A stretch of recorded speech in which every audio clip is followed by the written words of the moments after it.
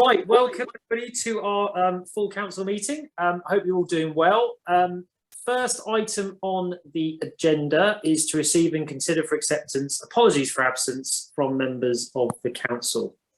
So apologies received from Andrew Sharp. Is that all okay? Yep. Thank you.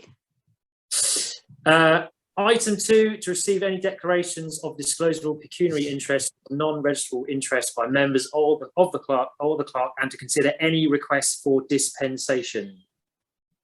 Anybody? None from me. No. No, good. Okay. Item 3, to receive questions or comments from members of the public regarding items on the agenda. Have we got any? No, sorry. Okay then, 3B, representations from any member who's declared a personal interest. None. Okay, great. Item 4, to approve the minutes of the planning recommendation meeting dated the 20th of June 2022. Yeah, so if you remember, this is the one for the old pool house, and then also where we gave the various section 1 through 7 grants to everyone. So parish observation sheet's been submitted, and actually I have heard this week that it's been approved, their application. All the S17 grants have gone through, and I've received a thank you letter from everybody that's received those, so, and I forwarded those to you. There's a couple of outstanding actions. Investigate other ways to support Greenfest. I'm going to touch on that briefly in the clerk's report at the end. And looking at types of trees for the green on the high street. I don't think the original tree's been moved yet, so I can't start work on that just yet. The minutes reference planting season for trees. Stephen will no doubt tell me when that is. Yeah, we do it in the winter. Right, okay. And it's cheaper as well, so we get bare root. So you get bare root trees. So yeah, it's cheaper, but the prices of them and the availability are pretty sketchy at the moment, because with Brexit and all that kind of stuff, we bring a lot of them in from Europe, and the prices are phenomenal at the moment.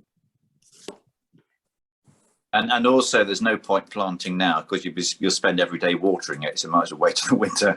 Yeah. Okay, well, that's good to know. I can put that in the diary for winter time. It's one less thing to stress about. Okay, are you all happy that that's an accurate record of that meeting? Absolutely. Yep. Thanks.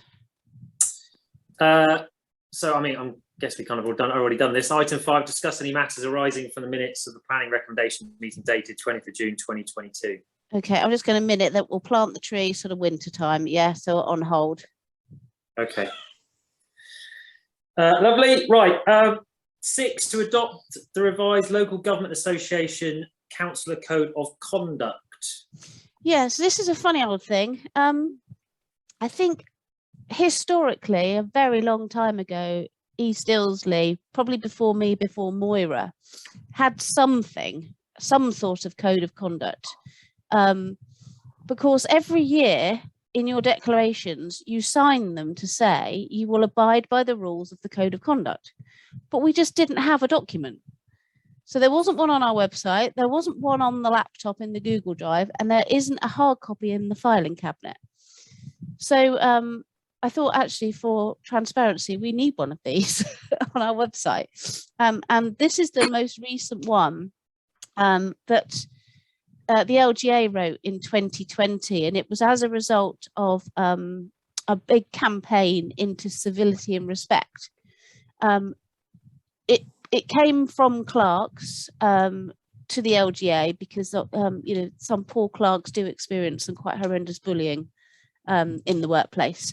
And this code of conduct has been written to sort of protect them and to protect the councillors from that sort of abuse at work.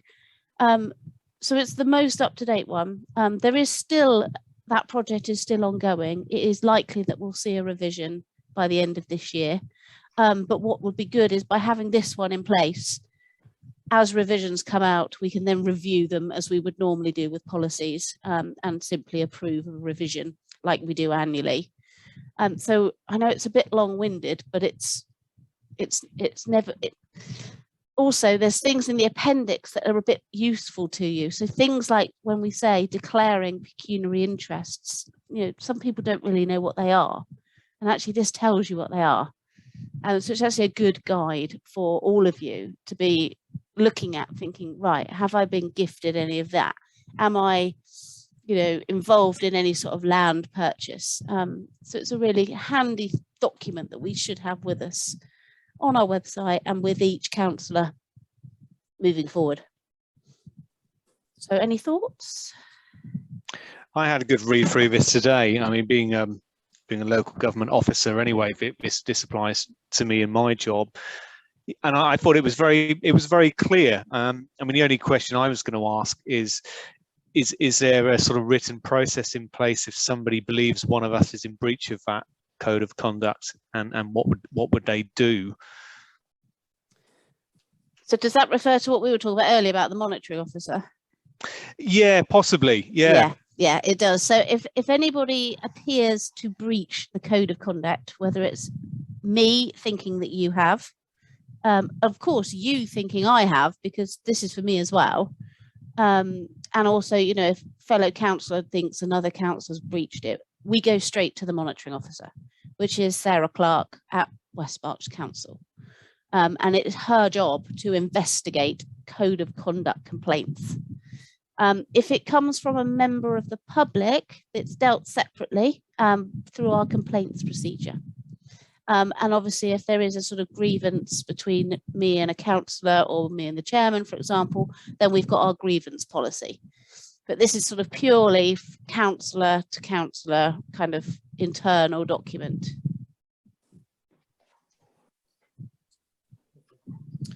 So, are you happy with it? I mean, it basically follows the Nolan principles, which you all sign up to anyway. I'm happy with it. The only thing I would say that if someone thought someone was stepping outside, wouldn't the first approach just as councillors to actually talk to one another, to each other, rather than all of a sudden fill in a form, of complaint. That's but I understand but that would, to me, would be then the next step. Yeah, absolutely, 100%. I mean, we're lucky in the fact that we're small and compact. Exactly. I mean, you've got people like Newbury District Council, which have got so many councillors that actually and we were also non-political as well. And I think sometimes with political parties involved, you can get quite fractious with those sort of things. So it probably is a slightly ambitious for us as quite a small council, but it just makes sense to have it, as we sign every year on our declarations that we will abide by this code, yet we never had an actual document. And this is the most recent model, as it were. Oh no, listen, Fen, I've got no problem at all with the document. It's great to have, that. But it wasn't a criticism, it's a comment. But if, say, for example, if someone did fall foul of it, then rather than jump straight to a complaint procedure, wouldn't it be easier just to talk amongst each other? 100%. I completely agree. Really, I really do. And I think, for us, that would be exactly the route we take.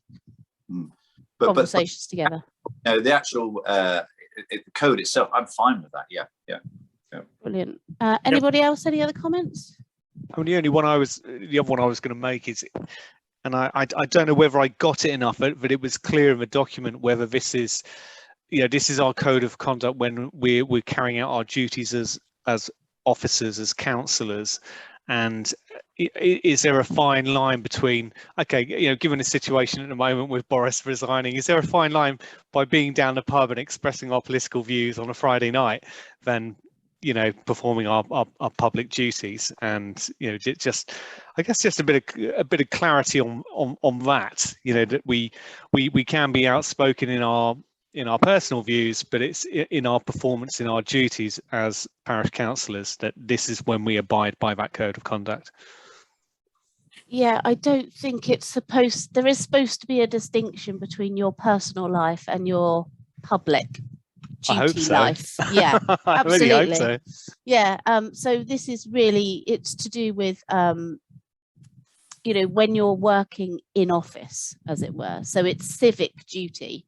So down the pub on a Friday night, chatting about how you feel about what's been going on is not something that should be brought up as a code of conduct issue. That's personal time.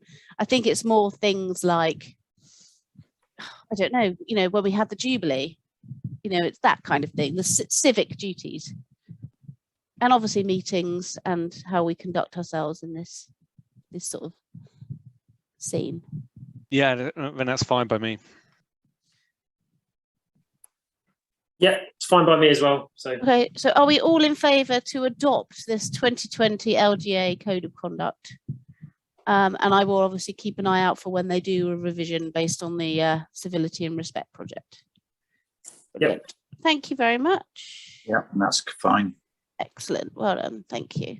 right, item 7, to receive a report from Councillor Caroline Culver, District Councillor. And I presume, Fen, you've got that? No, so she's actually joining us, but she's not joining us until 8 because she has to go to West Ilsley's, which started at 7:30. So they promised to let her do her thing at 7:30, and then she's going to whiz back home, log on, and join in with us. So what you could, if it's all right with you, Mike, can we scooch to number 9? Yeah. And then basically pick up on Caroline as soon as she logs on. Sorry. Okay, yeah, no worries. Right, item 9 then, to approve the purchase of 2 new lidded litter bins from Glasden. Yeah, we've already talked about this. And basically, you've always given me the thumbs up, but for the minutes, we're buying 2 hooded litter bins from Glasden. It's costing us £746.52 ex VAT, but we were successful with the bid from Caroline Culver. So we've got buy one get one free, basically, £373. So it's just a minute that you're happy for me to purchase those. Yep, I'm happy. Yeah. Yeah, on a side note, and excuse my ignorance, I weren't aware that we would pay that, but I We take claim we it do. back. Right, Yep. okay, thank you. Yeah, so every year we do something called a VAT 126 claim. So we have to pay VAT for all of our business services, and then we claim it back as part of our year-end shutdown. So last year we claimed back £8,499, which we got in our bank account end of June. And where are these bins going? Things I haven't been privy to this before. They Just are out of interest. they're replacing the open wooden bins in the playground. Brilliant. It came up at our latest inspection that open litter bins in windy weather caused more litter to be around the playground rather than in it. Okay. So Excellent. it's a tick for our playground inspection. Okay. Brilliant. That's fine. Thank you very much. Okay, number 10, to approve the new litter bin emptying contract at the recreation ground with Triangle Management for the 2 new lidded bins. Yeah, so this is the problem. But adding new bins means we've got to get them emptied, because it was me and Paul Finch that were emptying the original bins up at the rec, which wasn't ideal. It's not really in my job contract. So we have to go to Triangle, who are the only people in the area that will provide litter bin emptying, because West Berks won't take any more contracts on. So they have sent me a quote. I'm just going to screen share so you can all see it. Let me know when you Just can while see it. Fenn's doing that, I should say that Paul Finch was emptying the bins into Eric Saxton's wheelie bin, which proved a real mystery, and Eric couldn't work out where it was all coming from. Oh dear. So here goes. So this is Triangle. They're based in Beanham. Not really nice people. I use them over at Aldworth for my a litter bin and a dog bin.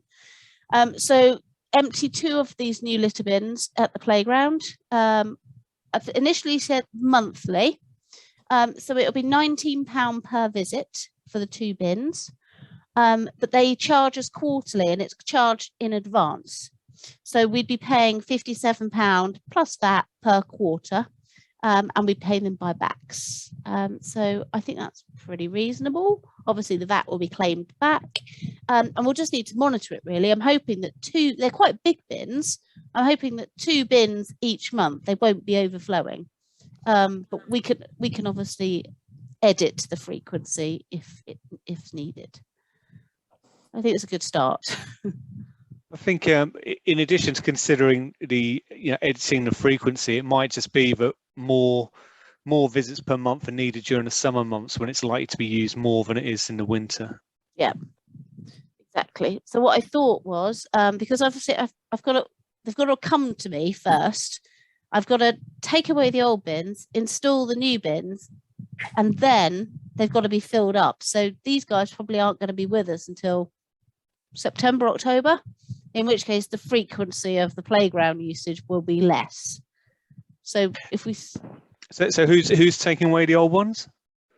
They're just going to have to go in a bin. Put a bin in a bin. And is that something you need some help with? Probably. I don't know how heavy they are. Okay. I mean, they could just be smashed up and used for firewood, really, couldn't they? Yeah. I'm happy to help with that, Fern. Okay. He could just come up with a big hammer and we can all just smash them up and leave a pile of wood for people to come and pick up. Yeah. That will put him in Eric Saxon's bin again. Oh, yeah. Well, I think he'd prefer if we put him in his log store this time.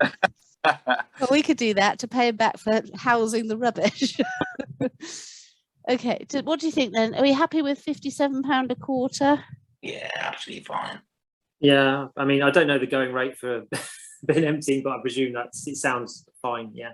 I mean, it's got to be better than me and Paul doing it, which is, I just had to Yeah. buy rubber gloves. And I mean, the amount of nappies in there is disgusting. Well, maybe we need to follow this up with a communication in the next communicator about what should and shouldn't be put in there and what people should take home. If we're getting some new bins, let's put some new expectations out there about how they should be treated. I know that sounds weird, things it's a bin, but but it is costing money. Yeah. Yeah. And obviously, I mean, and even though they're lidded, I mean, the smell from some of those bins in the height of summer was pretty repulsive. So not ideal when the kids use it as a school playing ground, a sports field. It's really unpleasant. Okay, fab. Thank you. Whilst you're on the subject of bins, sorry, I think I've mentioned before that the one opposite where Pete lives is still not there. The one that up the path to Hill, still not there. So it's not there, so we're not being charged for it, and it was removed from our invoice for 2020-2021 collections. The message from Caroline Booth at West Berks was not to bother replacing it if we don't want to, because obviously we're going to have to pay for this unit of bin. Right. And if there's no kind of evidence of litter being dumped in a spot where a bin used to be, it may be that it was never in the right place to start with. Okay. So she said, you're not paying for it.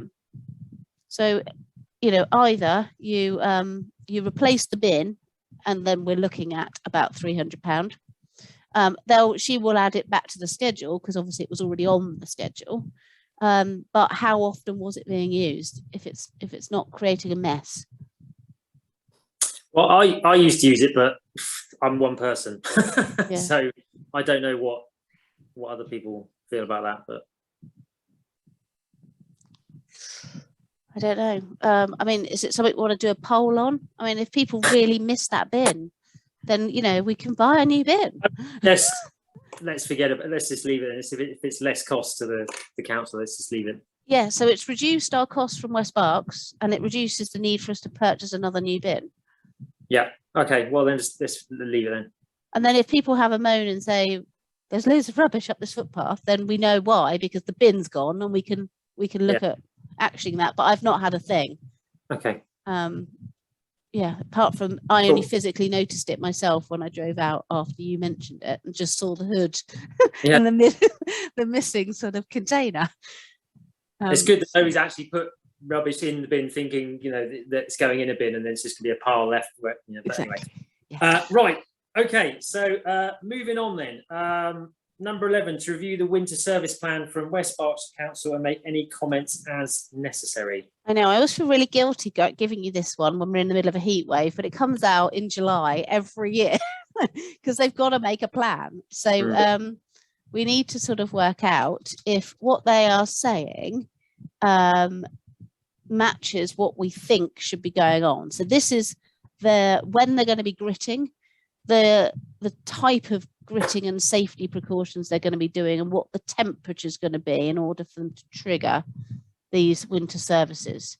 So yeah, I don't think it's changed much. I was going to say, do they mention if they've changed or updated it or? No. Yeah. So they do. Primary treatment network is Fiddler's Lane. And then they also do the southbound slip from the Broad Street to the A34 via the south section of the High Street. They actually do sort of about 7 different areas of East Ilsley. The biggest challenge we always have is Church Hill, because of the kids going up to school. Of course, the gritter does go up Church Hill, but because so many cars park along the side, the grit doesn't quite make the pavements. But we've obviously got our 2 new salt grits bins, so we have got all of that in place. So I had a quick look through, and I don't think there's much more we can ask for. Plus, they haven't got the resources. It's an interesting point, Fen, you make about Churchill, because from a traffic point of view, I would say the pinch point is actually the turn onto the high street as you come into the T junction. That's where everyone gets stuck. That's when Ian Wilson comes out and starts pulling vehicles up the hill. And I don't think there's a lot we can really do about that apart from all muck in. But as I said, I don't think it's any different to any previous years. So, to be honest, I think we're quite lucky with being classed as a key area off the A34, because otherwise other villages, they don't get treated at all. It's only because we're there for ambulances and fire engines and police and stuff to turn around that we actually get the entire village done. Other villages on the A34 don't get done at all. That's a good point. So if anybody moaned, we should say you should be grateful for what you've got. Yeah, we are really lucky, to be honest. Yeah. For what it's worth, I've obviously had a good look at this, because I did actually have a business involved in winter gritting. Obviously, it wasn't the highways; it was private areas. And actually, what they've done is very comprehensive. The call out system based on road surface temperatures is very good. If anything, I would say there's a chance that you might get over gritted, not when it snows, but when it's going to freeze. So if they're basing it on previous years, then I actually think it's a good deal. For what it's worth, having been involved in the winter gritting business. Yeah, I certainly think, because we've now got our 2, gritting boxes at the top and bottom of Church Hill, we've kind of added that extra security for the parents who need to walk up Church Hill, because that was what everybody complained to me about last year. It was like, we can't physically walk up there, but now we've given them the ability to, grit those pavements and make it a little bit safer. So, do I need to go back to them and say anything, or are we just are we happy with it? I'm personally thinking what they've done. Happy. Yeah. Brilliant. Happy, yeah, definitely. Excellent. Okay. Does that mean I can go back now to item 7 since Caroline has joined us? Absolutely, yeah. Right. Item 7, to receive report from Councillor Caroline Culver, District Councillor. Right, can you all hear me okay? Yeah. Yeah, fabulous, good. Sorry I'm late, I've just been over to West Ilsley for their meeting. So we got some more money for the members' community bids this year. We got £1,000 towards a therapeutic garden at the Downs Secondary School. to help the children that are suffering with mental health challenges following COVID and the various lockdowns. And that was thanks to Alan in the village. She put that bid together and I put in for the match funding for that. Thank you to Fen for putting in a bid for some new bins. We also got the money for that. And we've got some money for the church as well for the ultimate conversion into a community space. So we got 2 things of direct benefit for East Ilsley and 1 for the school, which obviously benefits the children from all of the schools in the area. Managed to get all £5,000 again this year. So that means that in the last 4 years, I've been able to get £19,000 for the 6 villages in the ward. So worth having, can't look a gift horse in the mouth and all that. So you've done an amazing job, Caroline. Thank you so much. It's been really helpful.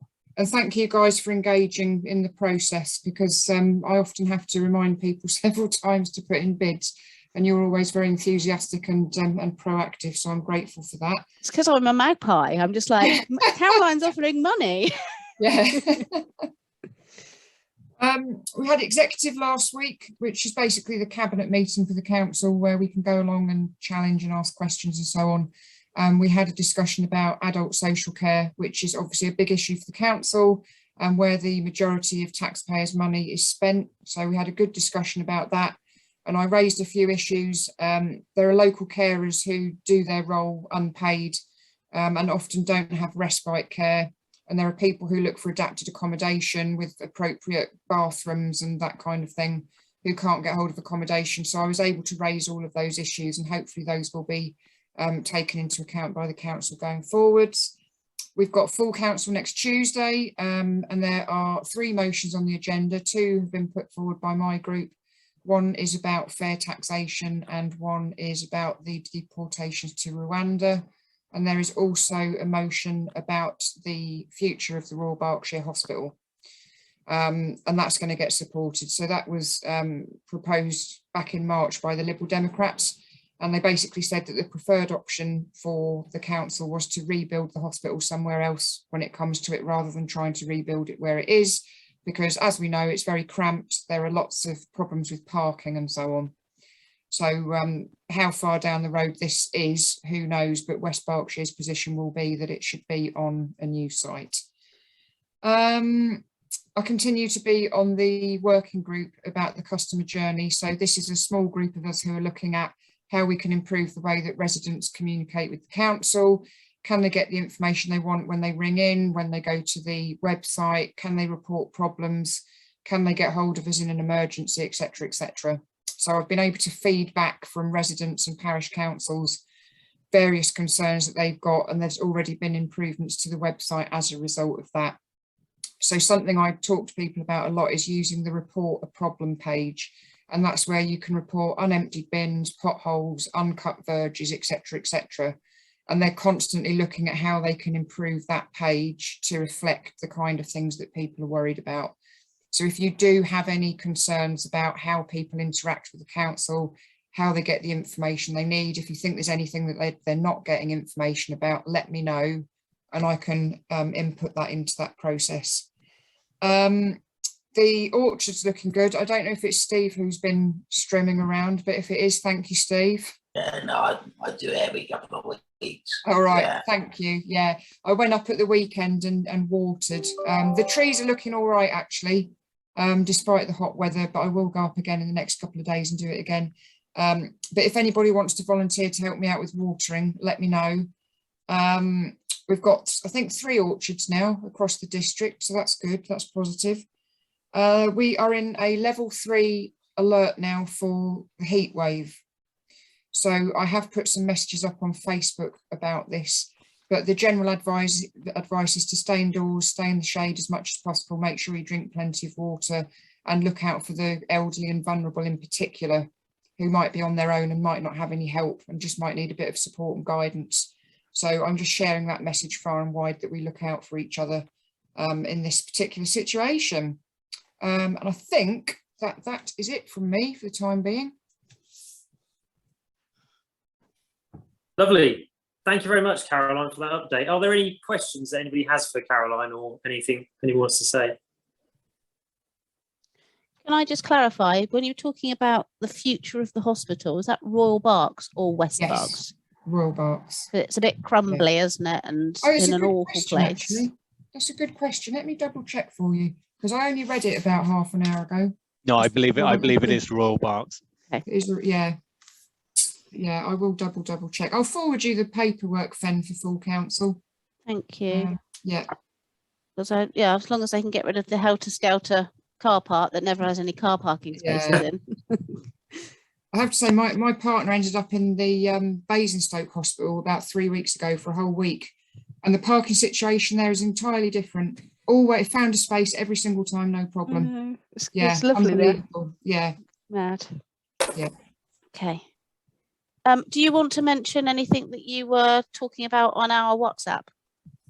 Yes, thank you for that. Yeah, we during the first and second lockdowns, we had a little group of us who were doing the emergency support. So Fen for East Ilsley and an individual for each of the other villages. And I suggested the other day that we might resurrect that and focus on the cost of living crisis, because obviously that's going to be a massive problem for a lot of people in this area. So what we will probably do initially is have a meeting next week and get those reps from the different villages together. So some of them are clerks, some of them are parish councillors, some are neither of those things. They're just people that have come forward to volunteer. And I want to get people's ideas and feedback about what the main concerns are locally. So the way it worked during COVID, we didn't all have the answers all of the time, but it was a really good forum for discussion and asking questions and then going away from those meetings to get the answers to those questions. So, for example, we had a fantastic rep over in Compton who was first out of the traps when it came to organising everything. She was organising meal deliveries for people who were isolating, etc., etc. And we were all able to learn from people like her about what she had been doing and spread that knowledge and lessons learned. So it's a similar kind of thing that I want to do with the cost of living crisis. So I can go off to the council and other agencies and get answers to any questions of concern to yourselves. And we can have a discussion about whether there's anything in particular we can do in our villages. On that, Caroline, can you, Yeah. can you maybe give us a bit more information around the help for lower income households within our community, because the government, the standard response is we're making X amount of millions or whatever available for households on lower incomes. Okay, and then it's like it's a nice soundbite. Yeah. It's like, well, how is that money? Because they're saying it's going to be distributed by the local authorities. Yeah. Now, I've seen nothing about this at all. I mean, you must have seen information about how this information is distributed. So people on lower incomes, if I haven't seen it, right? Yeah. And I read the press daily. I mean, websites, the newspapers, or my news intake is huge. So if I'm not seeing it, these guys who really need the help, I'm not going to have a Scooby-Doo on where this is coming from. So how do people get this money? How do they get the help from the government? How do they get it from those parts? Yeah, thanks, Steve. So there's the issue about the fuel, so the discount and also the loan in inverted commas. Now, personally, I haven't had any communication whatsoever about that.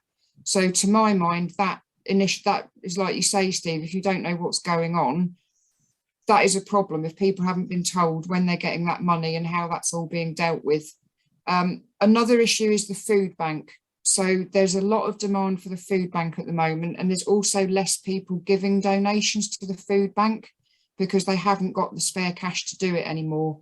So there is a real crisis for the local food bank, and you might have read on the front of the Newbury Weekly News about that last week. So that is another issue. And also benefit entitlement. A lot of benefits in this country are not claimed because people don't know that they're entitled to them. So, for example, attendance allowance for older people.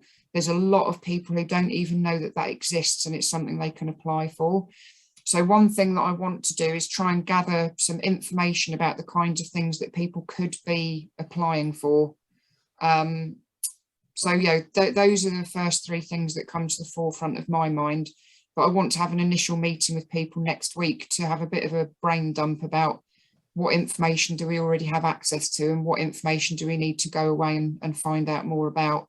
One interesting thing, actually, I went to Hungerford on Saturday and they had something called the community food group.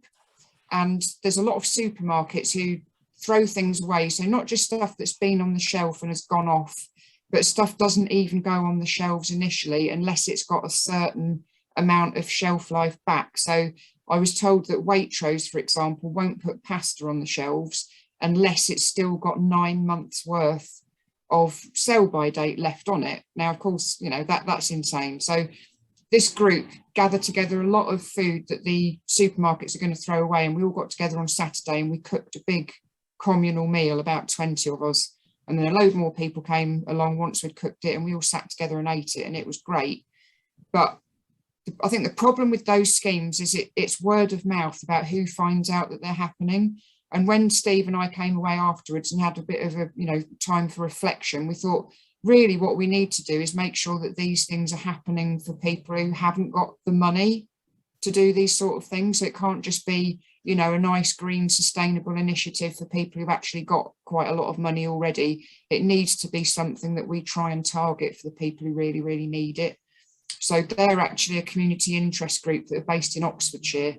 And I want to have a bit more of a chat with them and see if it's the kind of thing that we could do in this ward, in central Newbury, and so on.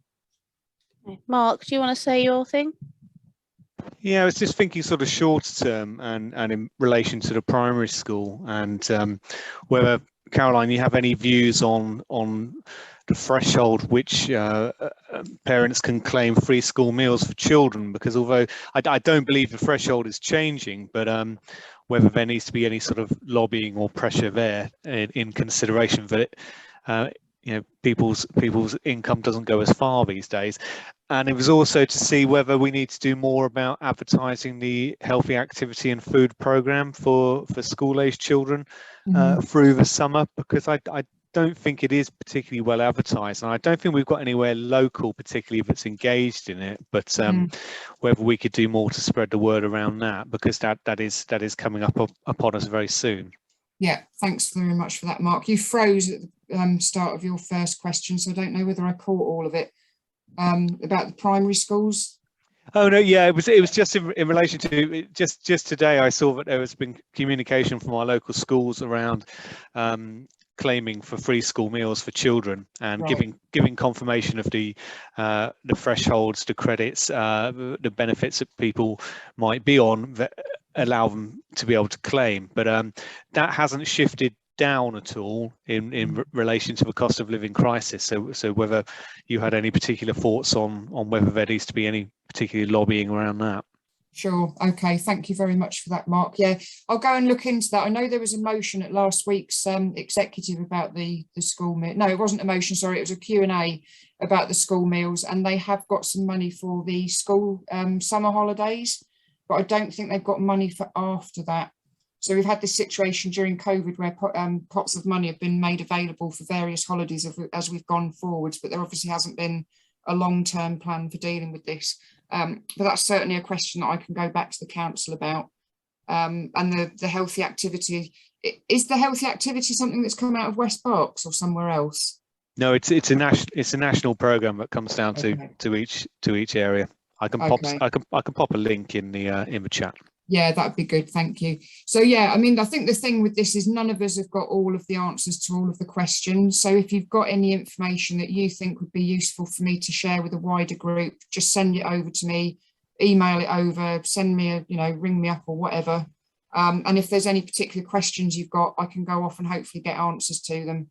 So that's very much how our little group worked during COVID. We didn't have the answers to every question, but we were able to go off and find them, basically. Brilliant. And thanks for that link, Mark. That works. It's the HAF, isn't it? Holiday activities and food. Yeah, brilliant. Thank you. Okay, great. Thank you. Thank you. Right. I see Jeff has joined us, so which means we can move on to item number 8, to receive an update from Manor Oak Homes regarding the proposals for development on part of Penn Meadow. Yes, good afternoon. Basically, I've just put my head up again just to see where we stand in terms of bringing the site forward. Clearly, the site is still available. We're still keen to progress it as an exception site for circa 12, 14 houses aimed at meeting the specific need from the village. Clearly, though, there's been some time since we last spoke. I think it was sort of August of last year, so nearly a year ago since we had any sort of dialogue. And the issue is that the landowner is sort of getting slightly nervous about the delay. So whilst Manor Oak are the promoters of the site and are responsible for promoting it, they do it in connection with the landowner. Clearly, we've been letting the landowner know what's going on, giving him updates on the site emerging as an exception site and transfer of the meadows and et cetera, which he was generally happy to go along with. Clearly, as there's been a year has passed, he's quite legitimately saying, well, what's happening with my land? I have a responsibility as part of a charitable organisation to maintain that land and to look after its future going forward. And if it's not going to be needed as an exception site, i.e. not something to be delivered by Manor Oak Homes, he needs to look at what those options may or may not be. And I have no idea what they would be, but clearly as a landowner who owns one relatively small site in your village, and that's all, with lots and lots of land elsewhere, it's not really a bit of land he wants to hang on to indefinitely. So we contacted Fen and asked if we could come along to the next available meeting, which is today. And it was really just to ask you again whether or not you would be supportive of us bringing forward an exception site. Our next step would be to go and speak to the district council, to speak to the planning officers and the housing officers to get their view as well. But clearly that costs time and money as well. So we've held off really waiting to find out from you as the parish council, the people on the ground, what you think of our site and it being delivered as an exception site. So, I mean, I think we've explained it quite a few times. People have seen the schemes, people know what we're trying to achieve. There was a housing needs survey done sort of COVID time, so 2 years ago, perhaps just under. We've had a bit of an exhibition in the gazebo with Fen assisting, where, to be fair, there was some mixed comments, some in support, some not, which is inevitable. So it's really, it's to come back to you to say, it's there, we'd like to deliver it. Is your support there? If not, what are your concerns and might we be able to address them? So that's my speech in a nutshell. So perhaps throw it open for discussion, if that's okay. I have had a text from Andrew, as he's not here. Can I read it out? If I don't make the meeting, I am hugely in favour, as we need places for key workers and local kids and new families. I'm also happy for you to build a hotel for asylum seekers on the plot. I mean, yeah, so if you need to, yeah, Andrew's obviously looking at it from the housing needs survey that was done in 2020, and the fact that, was it 8, Jeff? 8 people had a need, didn't they, at the time of that survey? Correct. That they were priced out of the village. And, these 8 people haven't gone away. And it's possible that there may be more people now, as they've grown and finished school and college in those 3 years. There could be even more of a need. We don't know that without doing another survey, which again is time and money.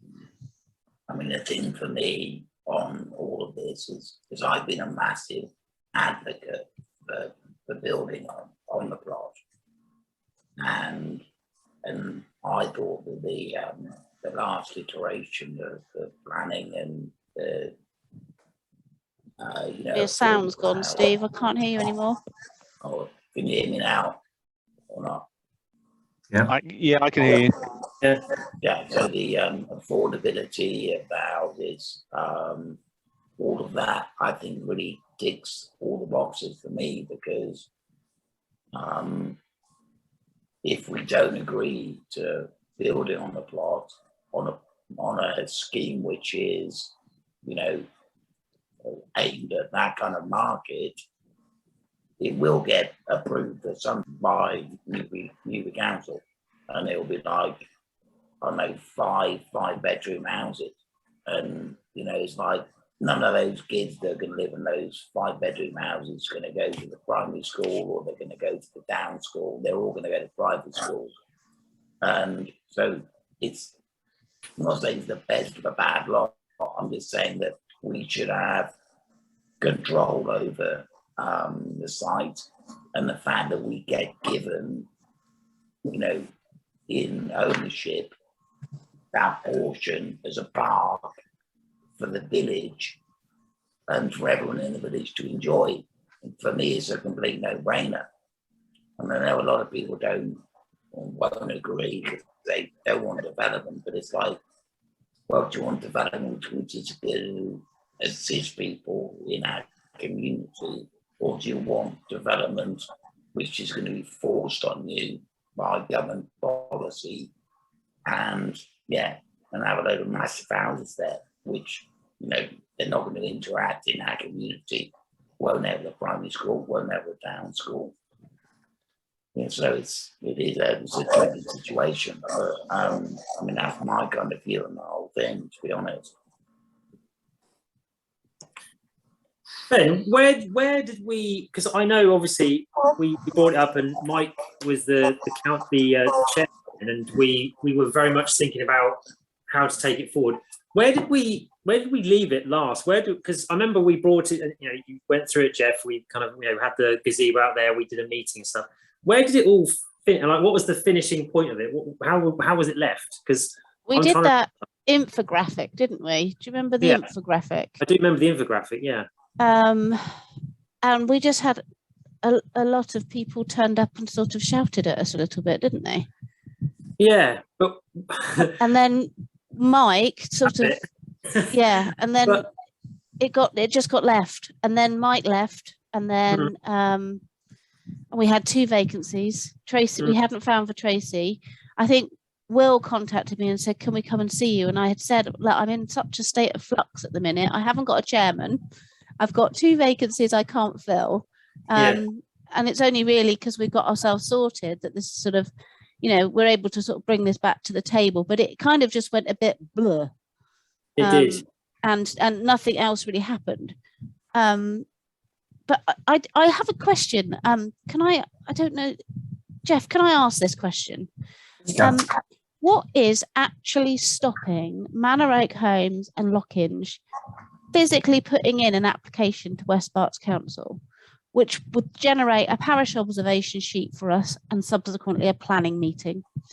Possibly, you know, people are sending in either their support or their objections via the website.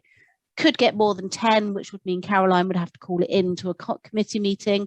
You know, what actually is stopping you doing that? Why do you keep coming to us to say, can you tick a box first before we do this? I'm just trying to get my head around the procedure. Yes, I think it's because it's an exception site, because it's meeting a local needs, and the fact that we've discussed everything with you all the way through, right from the start. You helped out with the survey. We did the sort of exhibition. It's important to Manor Oak and to me that bringing forward an exception site with the parish support is quite important.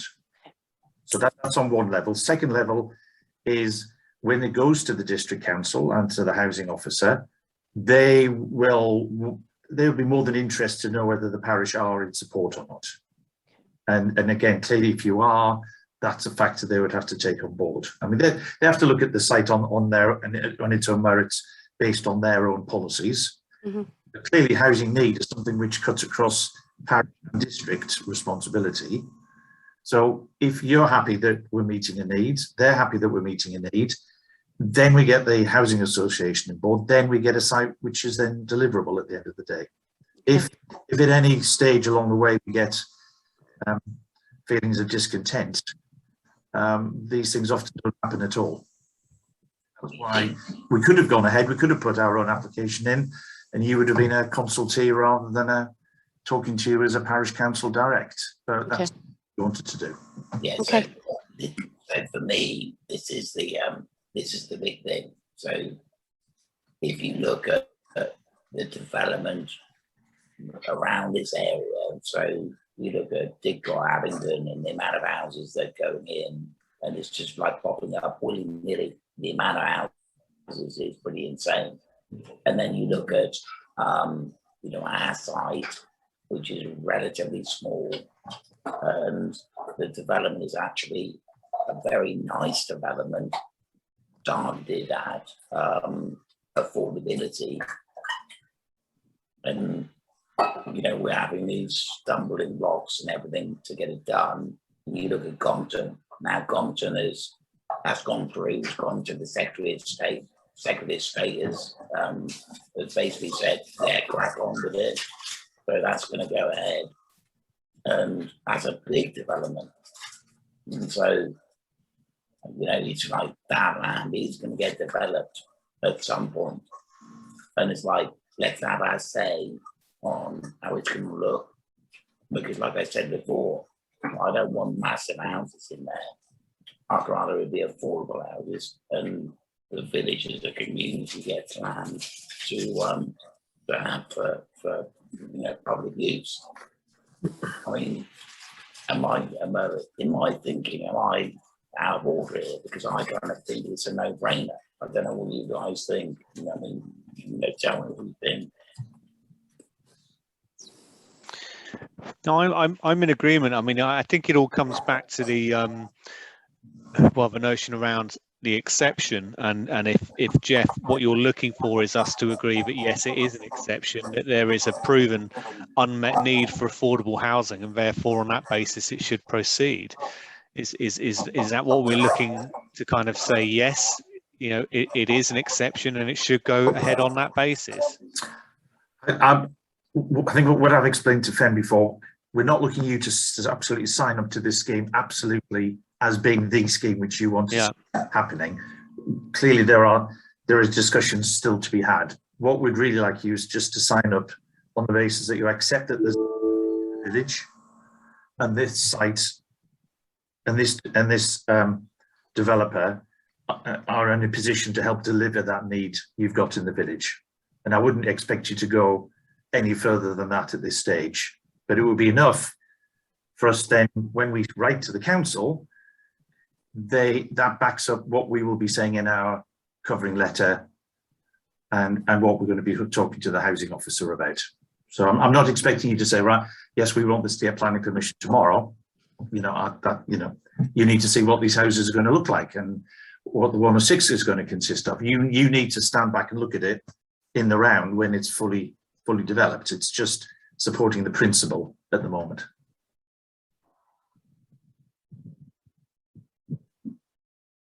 Can I just add something, Fen? Yeah. So as a member of the planning committee, one of the things that I have always raised in planning meetings is the lack of 1 and 2 bed houses. As a district, we have got targets for the number of 1 and 2 bed houses we should build. And that's not just social housing, that's also private housing. And we consistently fail to meet those targets.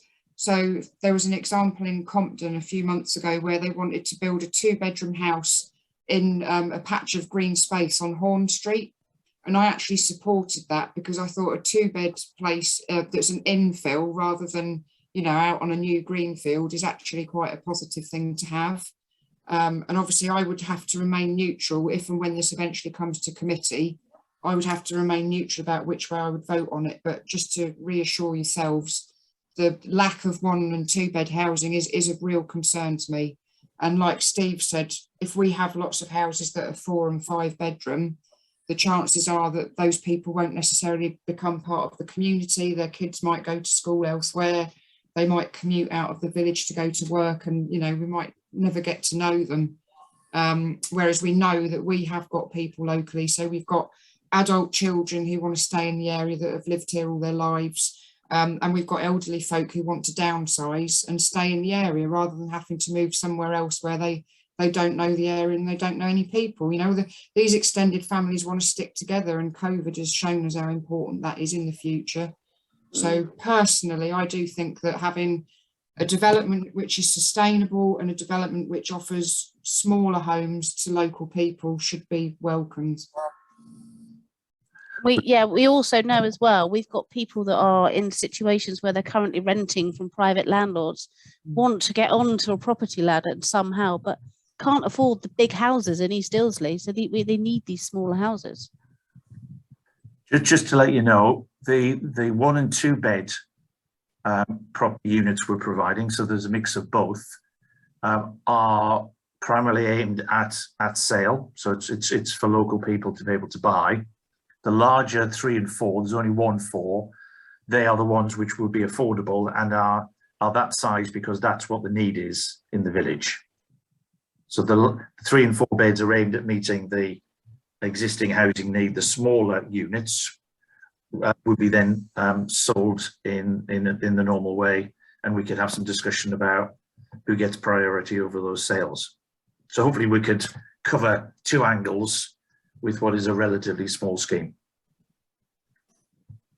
Well, yeah, because it's actually a housing association, so the parish council gets a say in the usage and the people that actually goes into those houses. And this is the thing that I don't think that people in the village who are anti-development kind of understand, because you know, it's not, because in the past, I know that there's some of the housing at the top of the village, may have people coming in from Southampton. And we can actually get people from a local area, from our village and the surrounding villages, they get the priority. Correct. You'll be able to control the future occupation of those properties through the HA. Absolutely right. And am I right in my understanding that the affordable houses will have to be have to remain affordable over a long period of time? I don't know how long that period of time is, but they get transferred to the housing association, and yeah, they are then owned and managed and maintained by the housing association. Right. Okay, thank you.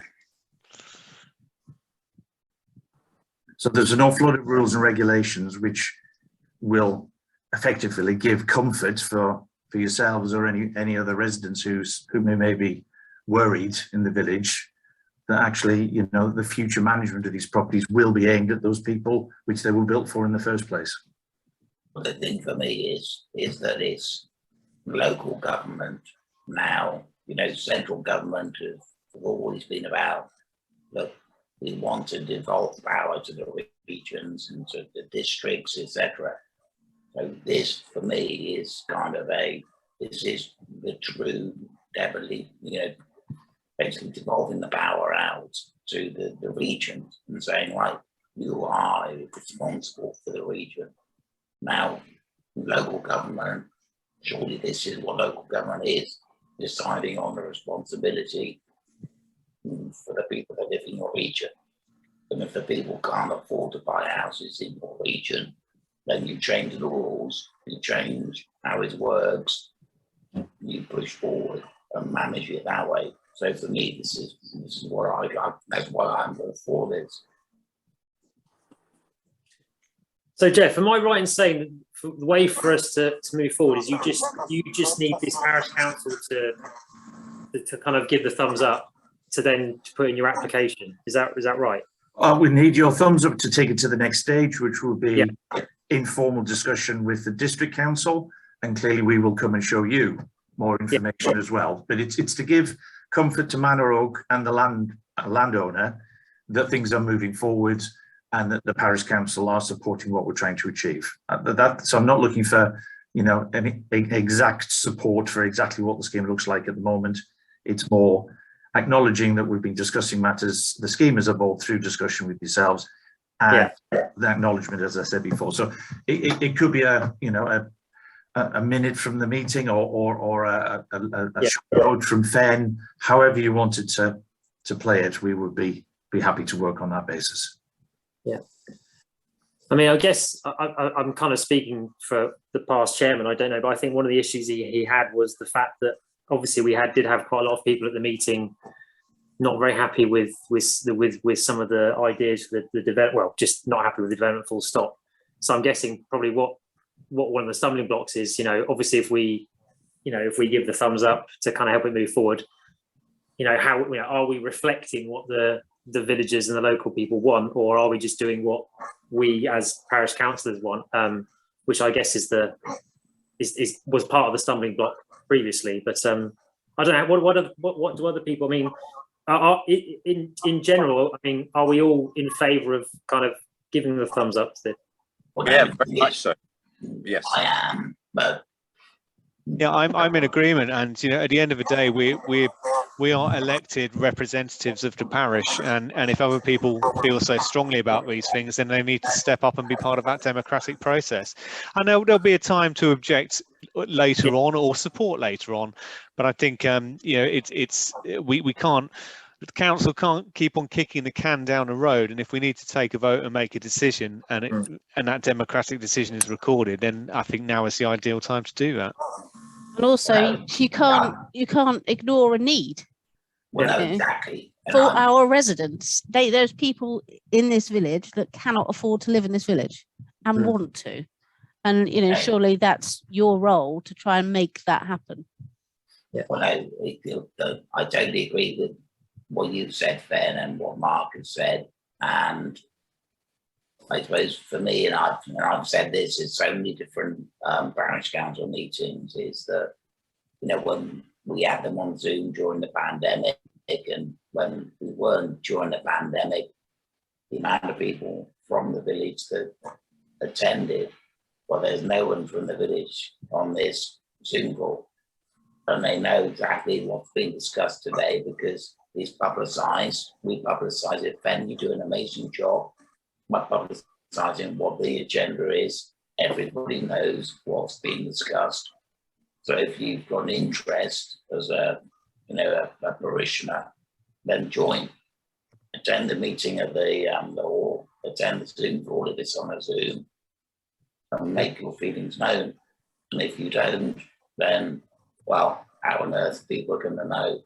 And like Mark said, when an application goes in for development of that location, then yeah, they have the right and the ability to say, well, I don't agree with it, which is fine. So we can manage that whole process. But for me, it's like you want to be involved in the whole process and attend these meetings and discuss what you don't like and what you do like. So yeah, I mean, I'm all for it. Listen, I think we should go for it. Well, should we just do a show of hands just to see if we're in favour of? Is that right? I'm all for. Yeah. So if you're in favour of giving you a thumbs up to this, put your hand up. yeah, I'm in favour. Well, that's everybody. That's everybody. Oh, brilliant. Thank you. Thank you very much. So what do you want? Do you want me to draft a letter outlining what we've sort of discussed, and I'll email it to all my councillors and get them to review it, just to make sure it's okay, and then I'll email it to you and Will, and then we'll move forward with you with the next step and take whatever comes at us. Absolutely. Thank you very much. Much appreciated. Thank you for the time. Lovely. Thanks for joining us, Jeff. See you soon. See you. Bye-bye. Bye. Right. Sorry, a quick note, Mike, before we move on. Just for your benefit, Fen, and does Andrew's hands up count as a proxy, or do we not count it? You don't need it. We don't. Well, we don't. Yeah, we don't need it because Okay. everybody here. But he's already made it. He's been very vociferous from the beginning that he was fully supportive of this. Particularly during the pandemic, because it was, ambulance workers, hospital staff that can't find affordable property near areas that they need to be in. So he was very much for it. Yeah. And that message clearly said that he wanted to vote for it, didn't he, as well? Yeah, Definitely. but obviously he'll get a copy of the letter and he can come back and say if he wants to add anything, you know, like all of you can. I want to make sure we get it right to Jeff. It's got to be pitched right, because I don't want, because it's everything's a matter of public record. I don't want, you know, people to read it and think, oh, we've all just gone off and gone, yes, build your 14 houses willy-nilly. It's not about that. It's about opening up the floor now to further consultation. Yeah. Well, no, the thing is, I think I've explained why I'm all for it. Absolutely. The reasons behind it. And, you know, it's pretty common sense, to be honest, from my perspective. And it's not like, oh, well, yeah, build those houses on there, make loads of money, because this is not what this argument's about at all, you know. And if you buy a house in a village, you don't buy a view, you buy a house, and it's like that all over the country. And yeah, some people aren't going to like having houses built there, but that's what happens all over the country, to be honest. Yep. And if we get a bit of green land that can become an asset for us, for the public to use. No, exactly. It's a big bit of green land. It's going to be a lovely park. If we can have that, I think it would be great.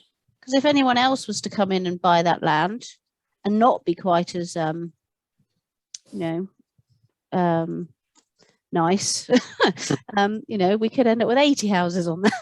Yeah. Yeah, exactly. Who knows? Well, we don't know. Okay, but that's brilliant. Thank you very much for that. I was a bit scared about that. It's just make the point that they're not a charity. They are still going to make money out of this. So let's not think they're doing us a massive favour. No, I know. I know. I was a bit scared about that, especially in my delicate state. So thanks for dealing with that really well.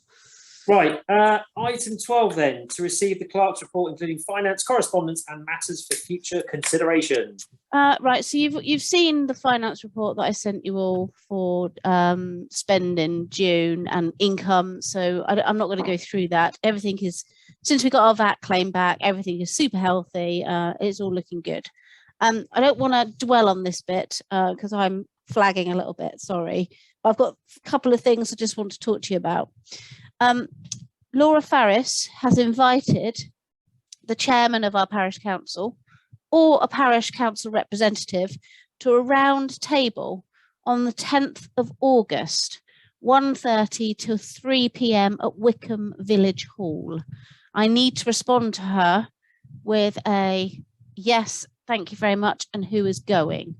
So Mike, what's your diary like? Obviously, it's school holidays, which is good, but are you away 10th of August? Much as I love correspondence with Laura Farris, which I've had quite a few, I am in Canada at that particular time, so I will not be available for the round table. Okay. Would anybody else on this call be able to represent East Ilsley on the 10th of August between 1:30 and 3? I'm somewhere in Europe. Yeah, I'm away as well, Fen. Oh no. Would it be something Andrew would be interested in? He likes to talk. Yeah, I second that. Okay, are we agreeing that I ask Andrew, and if Andrew can't do it, I haven't got anyone to send? The problem I've got, Fen, as you know, I work in agriculture, and it's the balloon will be up by then. I'll just be so busy. I just won't have the time to do that. Completely understand. All right, so AS or no? I mean, she doesn't want me because it's not about clerks. It's about you know what's going on in the parish. So okay, that's fine. I'll ask Andrew. Yeah. I was sent a reminder by West Berks that the 3 cherry trees you planted for me up at the playground, they're going to need watering. Is anybody able to get over there and water them for me? Well, up in the far right corner. You know, the cops you opened up for me, Mark, so brilliantly. Yeah, I'll get Eric and myself to go and do it. Thank you. Thank you, Mark. Mark and Eric. I'm still looking into seeing if we can hire an electric minibus on the day of Greenfest to do a series of jaunts between East Ilsley and Hampstead Norris and back again. A, for it to be, you know, a celebration of all things electric, and B, to provide an easy route for our residents to join the day. There's not very many companies that have invested in electric minibuses yet, which is a bit sad. I've got a couple of leads which I'm working on, but I've also had some news from Vicky that West Berks are looking at putting extra buses on, so extra 6 and 6A buses. But it does kind of leave East Ilsley and West Ilsley residents a bit piggy in the middle, really, because of the timings. So they either commit to spending all day here, or it's a real short, sharp stop. So that's it. Although West Berks have, you know, put on some extra services, it doesn't really help us. It's more from Newbury, which is a shame. I'm still going to do the guided walk from East Ilsley to Hampstead Norris, with the sort of key. I'm working with Vicky about, you know, about how much carbon you're saving by walking this distance and that kind of thing. So there's sort of like infographics on the walk that's going to flag the route. Yeah, ideally we'd like to be able to offer something where we can give people a free ride there.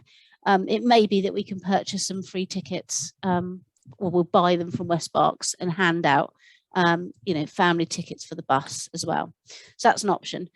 Final thing is, I want to present an idea to you. I had a webinar with NAUC, something they've been doing for years. It's called the Local Council Award Scheme. There's 3 tiers. There's, you know, like beginners, middle, and amazing, sort of gold, silver, platinum, that kind of thing. And it's basically, if your council is working to best practices, you should easily get the first level of the award. If you're doing something a little bit extra, you can get the second one. And if you're super amazing, you get the gold standard. And I was shown a spreadsheet, and in Berkshire, out of 38 parish councils, West Berkshire, there is nobody apart from Thatcham Town Council have actually gone for this award, and looks like they might be getting it. And I've got the checklist, and it's basically, do you have these policies? Do you do this? Do you have a website? Do you do this? It's a tick box exercise. We could get this, no problem. And what it does is it brings our insurance down. It standardizes, it proves to people that we are working towards best practices. There is a fee, it's about 50 quid. I'll go for it, for sure. So, I mean, they only allow entrance twice a year. So what I thought I'd do, I wanted to present it to you here really loosely and say, what I'd like to do is, you know, when I've got some time, I want to start pulling together everything we need for this basic award. And then I want to present it to you. And if you think that, yes, we can tick all these boxes, then I think we should agree as a council to push ourselves forward for this award. Because not only will we look completely amazing when we receive it, will we let the first parish council in West Berkshire to have this award, when really everyone should have it, because it's just standard practice. It sounds really exciting, and it sounds like a real nice project for me to get my teeth into, and it will raise our profile and reduce our insurance bill. Yep, all good with me. Yeah, Yeah, likewise. Great stuff.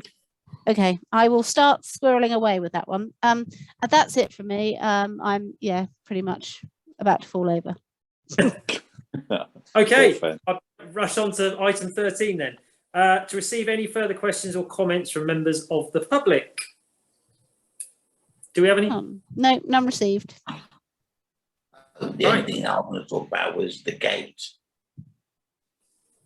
Yes. Can we approve the purchase of the gate, or we've got no pricing in yet?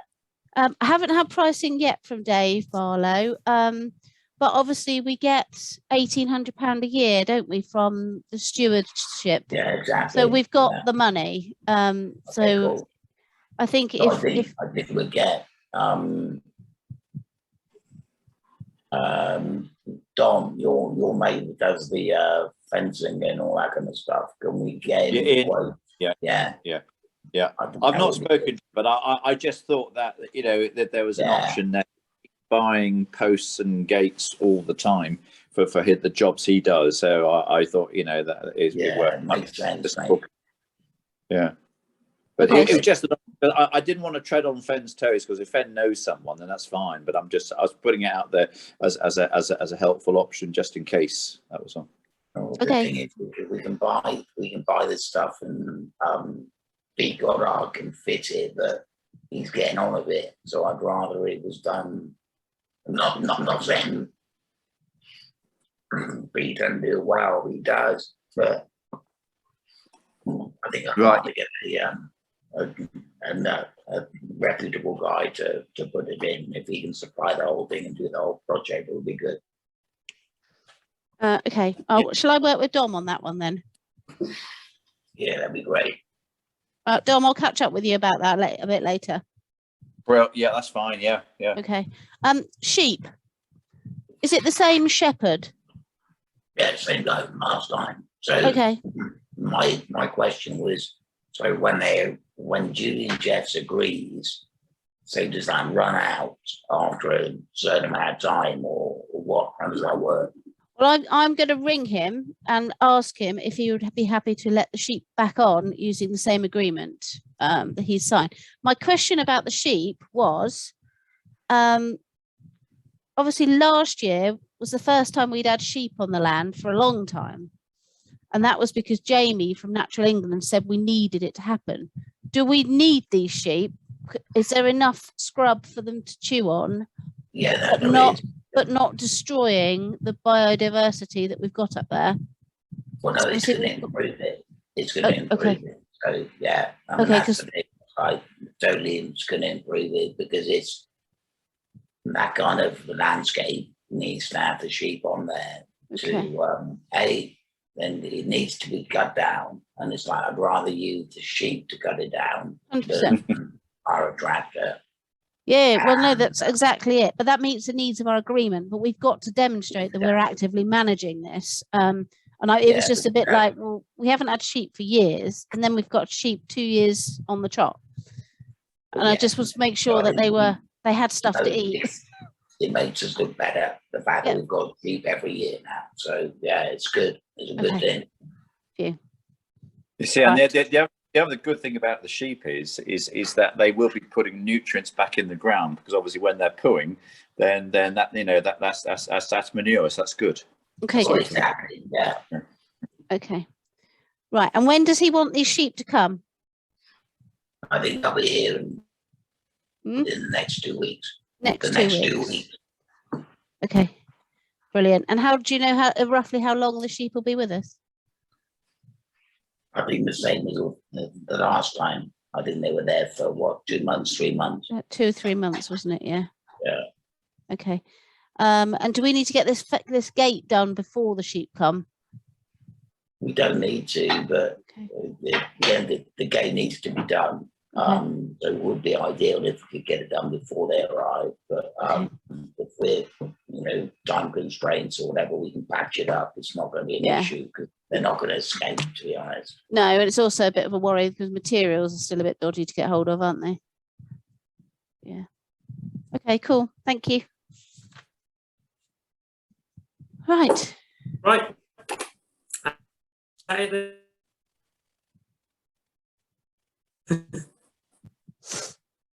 Okay, right. Yeah. Meeting ends then. Thank you very much, everybody. Thank you, Fen, obviously, for battling through. Thanks for bearing with me. See you later. Thanks, Chair. Thanks, Ben. No worries. I'll speak to you all soon. Thank you. Bye. Bye. Bye.